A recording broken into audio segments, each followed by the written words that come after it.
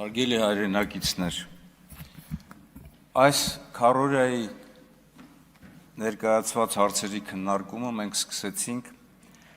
ազգային ճգնաժամ եւ կառավարության ձախողում պատիվ ունեմ խմբակցության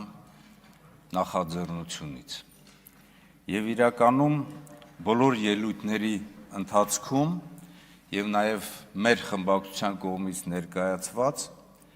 մենք Եվս մեկ անգամ հաստատեցինք, որ իրավիճակը, որը որ ստեղծվել է Հայաստանում, համապատասխանում է այդ ամենին։ Միայն եթե վերցնենք Արցախի բռնագաղթեցումը, այն ողբերգությունը, որը որ բերվել է Արցախի վրա, միանշանակ հասկանալի է, որ ոչ միայն ճգնաժամ է, այլ արհավիրք է մեր համար, Արցախի ժողովրդի համար, պատմականորեն հազարամյակներով իրենց օրանում ապրած ժողովուրդը տեղահանված ցեղասպանություն իրականացվեց Արցախի ժողովրդի նկատմամբ։ Եվ այս ամենը կառավարման ձախողման արդյունք է։ 2018 թվականից քաղաքացիական պայմանագիրն է մեծամասնորեն ղեկավարում Հայաստանի Հանրապետությունը եւ նաեւ իհարկե ինտեգրված այն ժամանակ համակարգով Արցախի Հանրապետությունը։ Եվ դրան եթե ավելացնենք այն իրավիճակը, որը որ ստեղծվել է այսօր, եւ ժողովրդավարության, իրավունքի գերակայության, խոսքի ազատության, այն բռնաճնշումների, բռնի ուժի կիրառման, ընդդիմության ներկայացուցիչների կամ այլ կարծիք ունեցող մարդկանց նկատմամբ բիրտ ուժի կիրառման խնդիրները, կարելի է ասել, որ իրականում կառավարման խնդիրներ կա Հայաստանի Հանրապետությունում։ Չի կարող լեգիտիմ կառավարիչը, որը որ ուժը ամեն ինչը իր ձեռն է,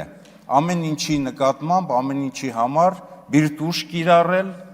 պարկեցնել գետնին, չգիտեմ, ազգային անվտանգության ծառայության ալֆա խմբերը ուղարկել, դատավարություններ իրականացնել, որոնք որ միակողմանի են, շինծու են շատ դեպքերում, հաշվել լեգիտիմ, որովհետև ուժ ունեցող անձնավորությունը իր առաջին հերթին առանձնանում է իր մեծահոգությամբ, ոչ թե ուժով։ Ընդ որում այնպիսի խմբերի, ընդ որում այնպիսի ստորաբաժանումների, որոնք որ մարտի դաշտում շատ դեպքերում թողել են մարտի դաշտը, բայց այսօր խաղաղ պայմաններում բոլորը կտրիչ են կընտրել։ Ընդ որում նաև դատաիրավական ամբողջ համակարգի, որոնք որ պետք է գործունեություն ծավալեին 44-օրյա պատերազմի ընթացքում իրենց պարտականությունները կատարելու կարգ ու կանոն հաստատելու համապատասխան միջոցառումներով։ Այս իրականությունը իրական է, հարց եք տալիս, իրական է, անկախությունը իրական է եղել Հայաստանի եւ Արցախի հետ միասին ինտեգրված իրավիճակով։ Եվ այսօր պետք չէ խեղաթյուրել այն փաստերը, որ նորօրյա պատմության ընթացքում, երբ որ Արցախը եղել է մեր պայքարի կենտրոնը, պայքարի առանցքը, Արցախը ինքնորոշվել է այնպես, ինչպես որ ինքնորոշվել են Խորհրդային Միության շատ հանրապետություններ, այնպես ինչպես Ադրբեջանը եւ Ադրբեջանի տարածքային ամբողջականությունը երբևիցե կապ չի ունեցել Արցախի ինքնորոշման հետ։ Պետք չէ խեղաթյուրել, այդ պայքարը եղել է հայ ժողովրդինը, այդ պայքարը եղել է Արցախինը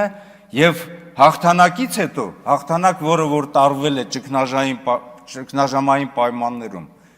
եւ շրջափակման, եւ երկրաշարժի, եւ մեծ պարտադրված պատերազմի, մենք կարողացել ենք հաղթել, այնուհետեւ բանակցությունները այդ ուղղությամբ շարունակել։ Հիմա ռեալ անկախությունը Արցախի հետ միասին եղել է այն ժամանակ, ոչ թե պարտությունից հետո, երբ որ դուք ասում եք թրքահպատակ, չգիտեմ ինչ արտահայտություններ եք անում, ռեալ անկախությունը եղել է այն ժամանակ, ոչ թե հիմա Ադրբեջանի կողմից պարտադրված ճնշումների ներքո համապատասխան քայլերի գնալը։ Սա կառավարման խնդիր է։ Իդեպ կառավարման խնդիր է, հարգելի հայրենակիցներ, երբ որ այստեղ ելույթների ընթացքում ազգային ժողովի ղեկավարությունը անդադ միջամտում է, քննարկում, տարբեր խոսքեր խոսքեր ասում, խանգարում, խրախուսում այն բոլոր ելույթները, որոնք որ իրենց մեջ պարունակում են ուրեմն վիրավորանքներ, ընդդիմության նկատմամբ, անվայել խոսքեր ասել, ինչ է նշանակում, ասենք, մկան ծակ, ինչ է մտնել, ինչ է նշանակում այստեղ լինեիք, տեսնեիք վարչապետը ոնց է ձեզ պատեպատ տալու։ Մեկը լինի այս ամբողջ բաց թողումների համար, այս ճգնաժամի համար պատեպատ տա նույն վարչապետին։ Չգիտեմ, պատեպատ տալը այն խոսքը չէ, բայց այն ամենայնիվ գալու է ժամանակը եւ այս բոլոր կատարված հանցագործությունների համար պատասխան են տալու մարդիկ, որոնք որ իրականում քայլեր չեն ձեռնարկել, որպեսզի Արցախի վերաբերյալ բանակցությունները շարունակական լինեն եւ հասնեն հաջողությունների։ Շատ եք խոսում, ասում հետեւյալը, բա լուծեիք Արցախի հարցը։ Գիտեք թե հեշտ է բանակցությունները վարելը։ Գիտեք թե հեշտ է այնպիսի երկրների, այնպիսի թշնամական տրամադրությամբ երկրների հետ բանակցություններ վարել, ինչպիսին մեր երկու հարևաններն են, թուրք-ադրբեջանական տանդեմը։ Եվ այդ բանակցությունների ընթացքում ստեղծել մի այնպիսի ներուժ, որի առանցքում, որի հիմքում միանշանակ Արցախի ինքնորոշումն է եղել։ Ինչ էլ ուզում է դուք ասեք, ինչ էլ ուզում է այստեղ հակաճառեք եւ այլն, Արցախի ինքնորոշումն է եղել եւ պետք է այդ բանակցությունները շարունակվեր։ Երևի թե պարոն Քոչարյանը քննիչ հանձնաժողովի ընթացքում, աշխատանքի ընթացքում համապատասխան եզրակացություններ արել է, ինչից սկսեց պատերազմը։ Պատերազմները սկսում են այն ժամանակ, երբ որ բանակցությունները, քաղաքական գործընթացները ավարտվում են եւ իրարամերժ հայտարարությունները, սադրիչ գործողությունները, որոնք որ տեղի են ունեցել 20 թվականին, բերել են նրան, որ հիմնական հանցագործը Ադրբեջանը իրենց խոսքերն են, որ տեսել են, որ Հայաստանի Հանրապետությունում ոչ adekvat կառավարում է իրականացվում, մերժվել է բանակցային process-ը եւ այդ իրականության մեջ իրենք սկսել են պատերազմ։ Իրենք են հանցագործը։ Իհարկե այսօր մենք էլ ենք խաղաղություն ցանկանում, ոչ մեկը չի ուզում զոհեր լինեն, բայց այդ խաղաղությունը, այդ ամեն ինչը պետք է լինի իրատեսական։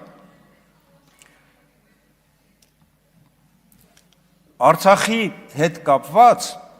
այստեղ խոսում ենք, ասում ենք, որ Արցախի հարցը լուծված էր։ Արցախի հարցը լուծվել էր ռեալ, բայց բանակցային գործընթացը պետք է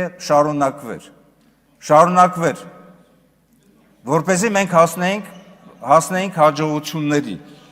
Եկ դուք եք ձախողել, ձեր ղեկավարն է բանակցային գործընթացը եւ իրեն տված առաջարկությունները թեկուզ փող զիջումային, մի խանգարեք, խնդրում եմ, թեկուզ փող զիջումային տարբերակով հասնել հաջողությունների։ Այս իրականության